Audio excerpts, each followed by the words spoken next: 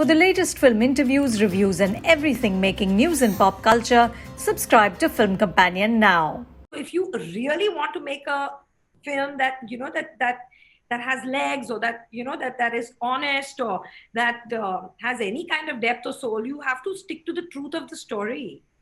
Then you can't become like, I mean, a lot of people were like, अरे आपने ऋतिक कटरीना का dance नहीं डाला, ऋतिक कटरीना को डांस करा. I'm like, where will they dance? Cutting things down is not necessarily Zoya's forte.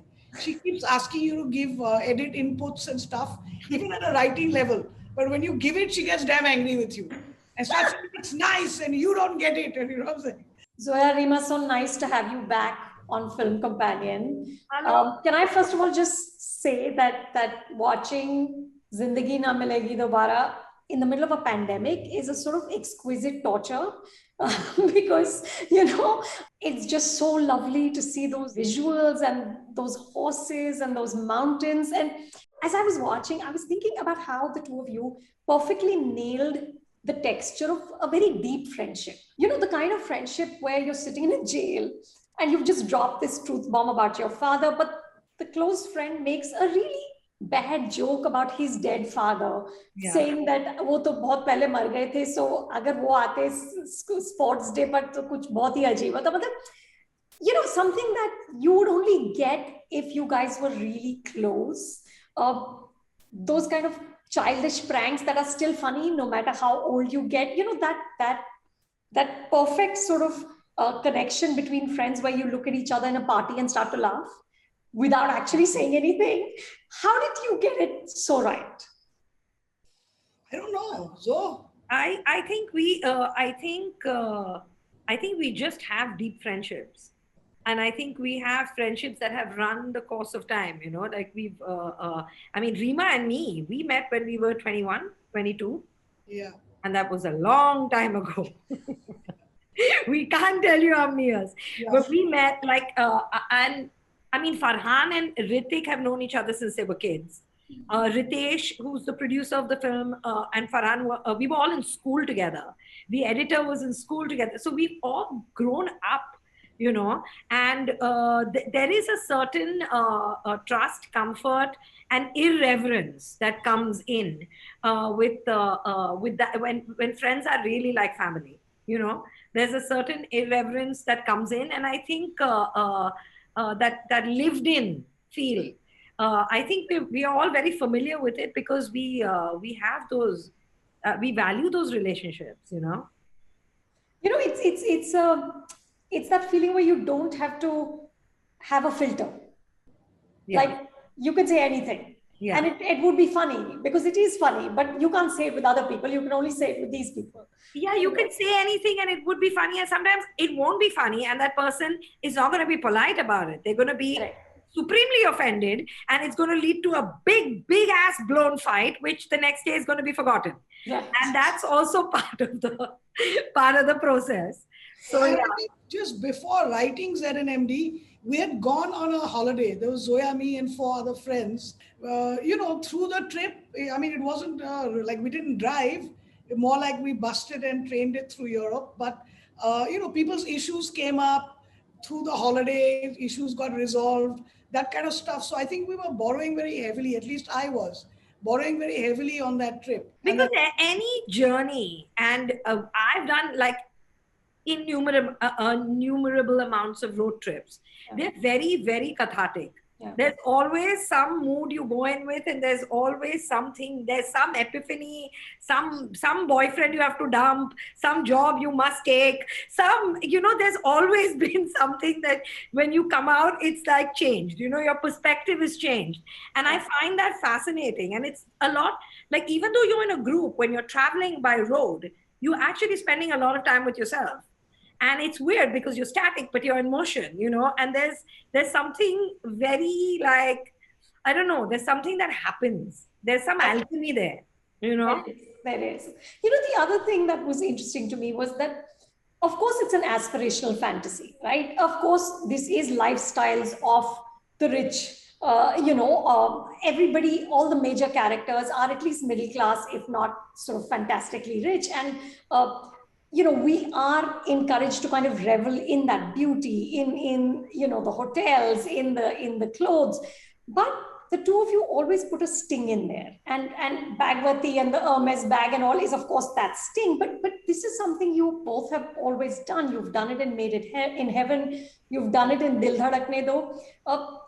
Even in that first frame of ZNMD, when he's proposing to her, when there's that dinner party, you're mocking them affectionately. It's not it's not sort of aggressively rude, but we are laughing at them. The fact that you cast Sohail Seth, Nandini Sen, those are little sort of signifiers all through. Tell me, why do you guys do this? Do you always puncture it a little bit, which is not what we've seen in, let's say, earlier renditions of rich people, like, for example, in Yash Chopra's films? Why do you choose to kind of put a pin in it?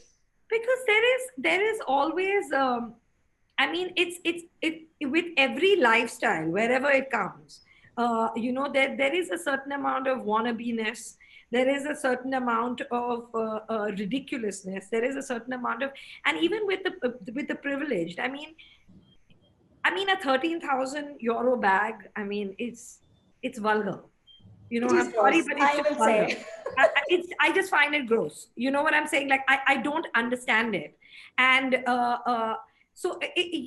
it's funny. So it's nice to take the piss because, okay, you can afford it and you love it and you have a thing for ostrich skin and you have a thing for the Birkin Hermes design. I get it. And that's what you like and that's what you want. But I have the right to take the piss of it. And I sometimes you meet men that they define themselves by the car they have, or women, their identity becomes the handbag. And that's when it gets like really odd, Like, I understand an appreciation of beauty and having a painting and having a home and having it is a piece of art, even fashion, But when you become like, I am that because I own this, that's when we feel compelled to take the piss. Because you can't be a thing you own, man. You know what I mean? Like, please. I didn't even know this bag existed. When you told me how much it costs, I fell off my chair. I was like, you're kidding. Yeah. Why would somebody spend that kind of money on a handbag? Yeah. Yeah, it is a question for the ages. The other thing that struck me was how, and perhaps we see it now in films, but how you did it a decade ago, where you have a really big star. You have Hrithik Roshan, but you humanize him. You do not make his thread more important than the other two. Of course, we do get him shirtless. We do get a few peeks at the washboard abs. Very nicely done, and thank you, ladies. But you're not making him heroic. Was that tough at that time? Did you have sort of conversations about it? I think for Reema and me, if we have to write like a hero, I think that would be tough. And it's weird because we were doing this interview 2 days ago with Hrithik on it, and we were doing like a chat. And he, in fact, said the thing about them is that they write characters, they don't write heroes, So they write characters. And I think, like, I had come off Luck by Chance, she had come off Honeymoon, and we wrote this film together, and I had worked with him in Luck by Chance. And even though he's playing a hero in Luck by Chance, he's playing a proper right character, in that. So I think he was used to us and used to our writing. And, honestly, you've got to give him that credit. Because even Katrina, they were mega stars, they still are, but he was a huge star, and he didn't once question me about his track or where is he or what is he doing, or, like, people at the end of the film came and told me, oh, you didn't make Hrithik run in the middle. And I was like, where? And they were like, in the bull run.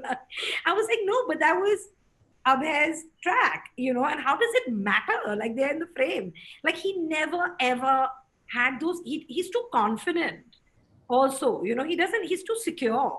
But Zoya and Reema, so are you as storytellers, right? Because the easiest thing to do would be, when you land a big star, is to give him more to do. Yeah, but I think it's important for both of us to make the character real and relatable, you know, which And is keep why the I film think, cohesive. Yeah. Like nobody is bigger than the film. Like nobody is bigger than at the theme of the film, what the film is going to say. No character, no hero, no actor. Nobody's bigger than the film. So if you really want to make a film that that has legs, or that is honest, or that has any kind of depth or soul, you have to stick to the truth of the story. Then you can't become like, I mean, a lot of people were like, अरे आपने ऋतिक कटरीना का dance नहीं डाला, ऋतिक कटरीना को dance करा. I'm like, where will they dance? There's just like, क्यों नहीं you किया आपने जोया? क्यों huh? नहीं किया आपने? क्यों नहीं उनको डांस किया? That was a thing. That was the thing. That was even when we were making it, like, don't you think they should have a dance? Like, mm, I'm not, I mean, I'm seeing him dancing with his friends when he's high in Right. Senorita, and at the end they can dance, but I don't see him like going into a dream on the beach and dancing with cat. Like, that's not happening. That's right. All it would have been is like one cut to dream sequence. Yeah. They are in the sea together. That's all. Guys, you should have thought harder about this. Yeah, but he didn't have those, like, none of those actors. Thankfully, I work in ensembles a lot, and none of my actors have ever given me these things or come, they brought this kind of baggage, and they're all stars. Yeah, they don't. Yeah. I'm very lucky. Yeah. Let's just say thank you. Yeah. It's also lovely how the film sets up the entire premise even before the opening titles. And you see the differences between these characters in the way they pack, in the way they travel. So, of course, Imran is in economy and the other two are in business and first. And how do these details come into place?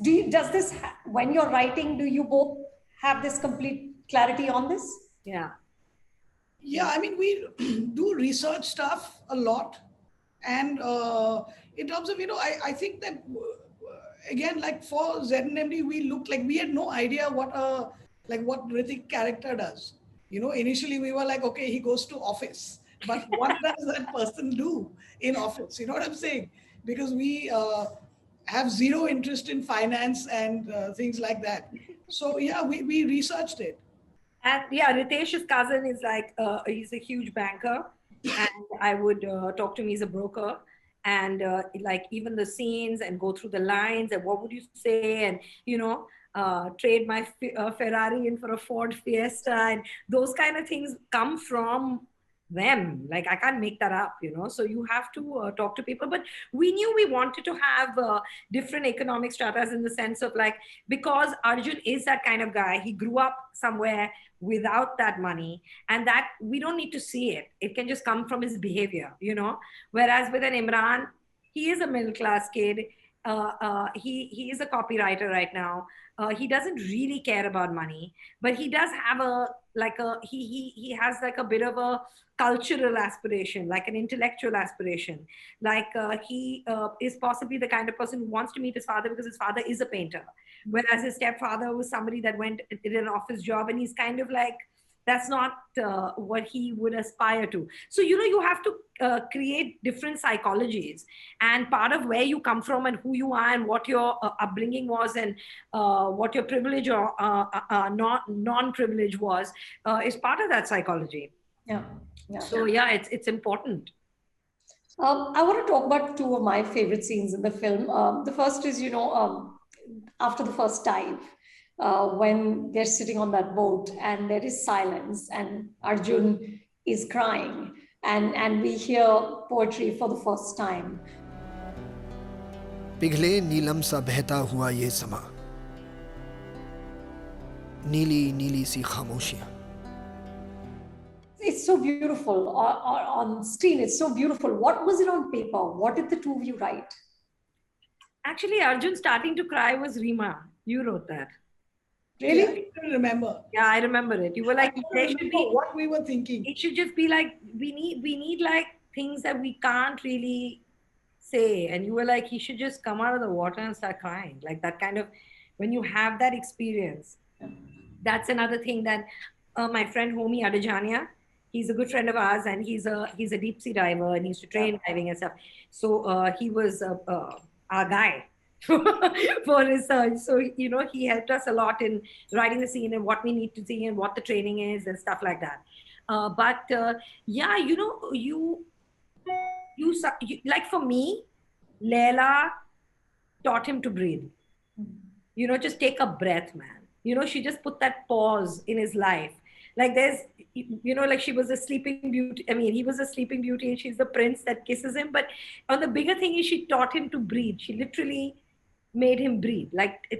So I think when that dive happens and when he comes out, it's almost like being reborn.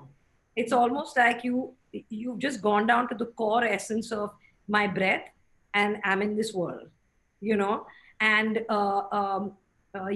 was just it was weird because even with Hrithik, he was like, I don't know what I'm going to do in that scene. I don't know what I'm going to do in that scene because there was no dialogue and he just needed to be. And finally, it was a boat and the boat was rocking and it was evening and the camera was handheld on Carlos. So it kept going in and out of focus. And we did many things, but we used the focus, the in and out of focus take because that was really special. Yeah, yeah.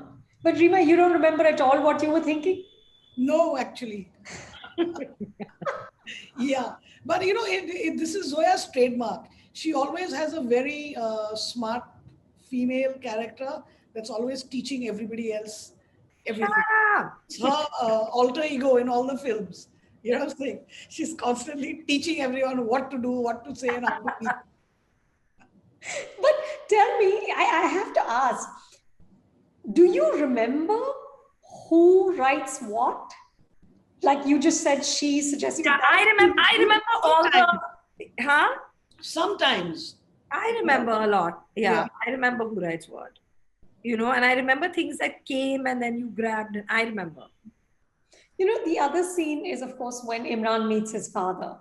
And that moment when he says that, I only found out about you last year, but you knew about me all along. Why didn't you look me up? And he starts to cry. And Farhan is just so good. तुमने ही कहा था ना तुम सच सुनना चाहते हो. यही सच है. Okay. I'm sorry, Imran. So what was your brief to him? Farhan, I love working with because I don't have to brief him. Really? Yeah, it's very easy for me because we've grown up together. I know exactly what buttons to push where with him. And the thing is that because from our conceptual stage, when we start writing a script, he's kind of privy to it. He reads the 40 pager, then he hears the one line. So, and this one specially because he had, from the beginning, he was on it and then he ended up writing the dialogue. So when he's writing the dialogue only, we are already talking about the characters and what it is. So by the time he comes on to set, we've done the readings and all, I don't even have to look at him. Like he knows exactly what he's doing because he's already been, and I think this scene was very, very personal for him on some level because he was in a zone. I remember he did 2 takes and there was him and there was Mr. Nasiruddin Shah, who's just amazing. Yeah. So between the two of them, they did 2 takes each. It was very quiet. It was a very long scene, and it went really well. And he did 2 takes. He started crying without anything, and then we were done. That was it. I got it. And you don't have to say, I need to see tears. You don't have to go into that kind of detail. No, I mean, it's written. So he knows. And he was supposed to start crying a little later, but he started crying at the most incredible moment. Like it just happened and it was just organic. And he was quite quiet that day and he was in his own room with his headphones on. So I don't know what his process was. And why ask if you're getting what you want? It's fine. Don't. While we were writing Imran, we always had Farhan in mind, Yeah. Kind of, it was easy to merge the two. Like, I mean, that happened organically from the writing stage, from the word go.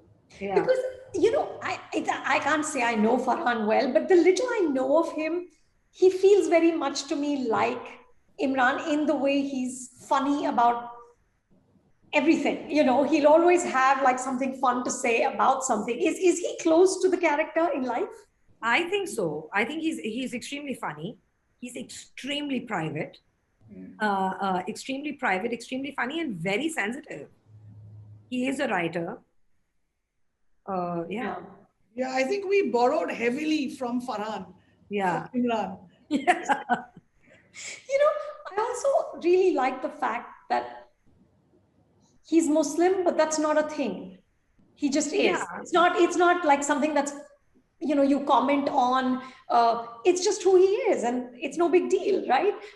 Which in this environment seems like amazing, right? Is this even a discussion you had, or it was not even in your heads at that time, like this is a big deal? In all our films, we have Muslim characters, and it's never a thing. I mean, even Honeymoon had Nahid and Shabana played Shabana. Nahid. Yeah. We Or had Gully Boy, in that sense, I mean, even Gully Boy, we never even Dil really, Dhadakne Do, Farah Ali, Imran, and we always have Muslim characters. It's not a thing. I mean, like I'm half Muslim. It's not a thing. Nobody brings it up in my life, except trolls that abuse me on the net. But otherwise, it doesn't come up. I mean, ever. Like it's part of our social fabric. So yeah. So yeah, you said that this film helped you to grow up as a filmmaker. How did it do that? You know, it was. It's like you've gone past that excitement of your first film. Where everything is new and everything is amazing and all, and now you better push the boundary a little more. And in terms of Luck by Chance is closer to DDD for me in a sense that it's multiple storylines, very layered, very close to it's got a lot of layers in its characters. Everyone's kind of gray, it's got that kind of thing. This was much more wholesome. It was much simpler, and we wrote it, we enjoyed it. But when I was going to direct it, I was like, am I making just like a simple like film that's not going to, is it just going to be like silly? Is this going to be silly? Like, because there are men like who are 30 years old still doing pranks and stuff, and we are laughing at it, but is it just us who's going to find this funny? What I'm saying, is it like silly? And then when you think that way, then you have to really make an effort to convey what you've written on paper cinematically.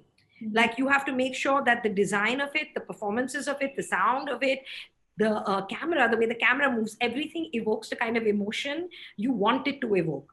And I think that was a big exercise for me. Also, running of the bulls, like that kind of action, I'd never done that, So it was those storyboard pieces, which was skydiving, deep sea diving, running with the bulls. Those were things that were new for me, that had to collaborate with different kinds of artists that came in, aerial photographers, stunt directors. So I just grew in that way. But like the biggest thing for me was like, I need to be able, because this story is simple, and I need to be able to make the audience feel what I am feeling.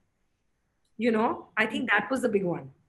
I read that you two wrote it in 3 months, and it's the fastest movie the two of you have ever written. But when something flows that smoothly, is it scary? Like you're saying, do you then, the two of you, then do you have doubts and say, but shit, like, is it too easy? Is it too simple? We wrote it, and then Farhan and Ritesh really liked it. And then when we went to Ritik, you know how it is. He's a very busy actor. You think like you're going to get 1 year and something, you're going to get dates, and then you'll work on a script. So when we went and I narrated it to him, he said, I am free in 4 months, we can roll. Or in 3 months. I have 3 months. Yeah, I have 3 months. I'm finishing. He was doing, I think, Guzarish, if I'm not mistaken. I think he was shooting Guzarish. He was shooting a film before, maybe Guzar. He said, and after that, I have 4 months off. We can roll it. And I was so greedy. I said, yes, because I was just like, who knows when his next thing is, and all the other actors are free. I'm going to go for it. We came back and we had 3 months. And in 3 months, we had to like whatever tweaks of the script means music. First, Recce, immediately a week later, we were in Spain on a Recce. So in 3 months, we prepped the film. It was mad. We released Luck by Chance in 2009. 2010, I was shooting Zindagi. Wow. It happened like we wrote it, prepped it on the floor. Yeah. But I mean, just because it was 3 months, it wasn't easy because I remember multiple drafts. Yeah, in those 3 months. And I remember talking to Javed Saab, and he was like, "What are y'all doing? We only write one draft." And here we were like reaching draft 59, you know what I'm saying? So, yeah. So, I mean, it wasn't a breeze. I remember like we worked on quite a few drafts. You brought up the skydiving scene. So here's a story that I read that apparently you had hours and hours of footage and you refused to cut it down, even though everybody was telling you to cut it down. And then eventually, Zoya, your mom said that she was bored to death. And she said, please cut it because I'm going to kill someone. And that's when you cut it. Is this true? Yes. I mean, I have the most incredible skydiving footage possible. I cannot tell you. Okay, it's a short film in itself. It is so beautiful.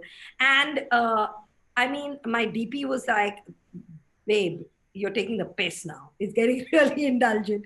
Please cut it.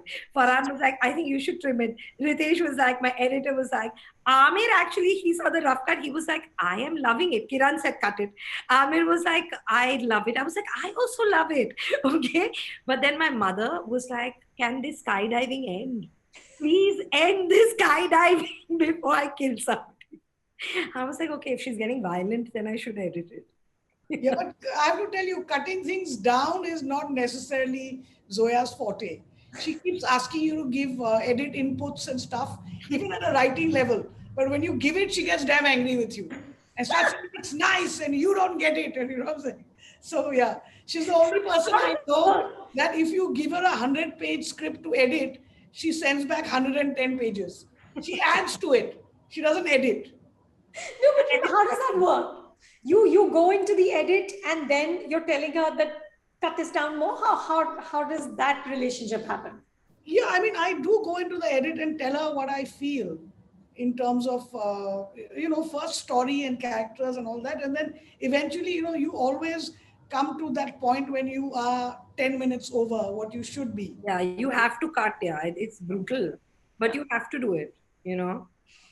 And we all sit on each other's edits. Farhan will come and sit with us. He'll go and sit with her. We all work on each other's films. Right. All of us. Yeah. So this is a question from my colleague Suchin, who wants to know how often in the last 10 years have people come up to you and said that they have done the ZNMD trip? Because he says he did it with his friends 5 years ago, the exact same trip. Does this happen to you a lot? Very often. Very often. It's like, it's wild, yeah. Really? It's wild. How amazing is that? Yeah, it's like, it's not something that we thought. I mean, we didn't think people would go to Spain and do this trip. We thought people would enjoy the film. It's quite a thing. And you've both been awarded with something from Spain, right? The country has given you, what is it exactly? Like a cultural exchange. It was quite wild, because I got an award and I got it because, Carlos Saura, the filmmaker, he had made Carmen. So he had made a film in India. And I had made this. So we were both given like an Indo-Spanish cultural award exchange from the Queen. Both of us were given an award. And it was so crazy because the first Spanish film I had ever seen was Carmen, Carlos Saura's film. That's amazing. Ever seen. My mom had the video of it. And I was like, the first Spanish film I've ever seen was yours. So it was quite full circle. So the working title of ZNMD was Running with the Bulls, right? Tell me about that sequence, Zoya. You referred to it a little bit, saying you had never done shots like that before, but I can't see the CGI. How did you shoot this? There is no CGI. There's no CGI in the film, even in the sky. So you had bulls just behind your actors? Yeah, we had bulls. We had one shot is CGI. One shot. There was one CGI, I mean, a bull against green. I remember that because I shot that. The Hrithik. No, then there's two. One is when Hrithik falls down, and the last shot is CGI. But everything else is live. Reema, actually a very close friend of Reema's, had done this. She had actually gone with two friends. They had a pact and they had run with the bulls together. So that's where we got it from.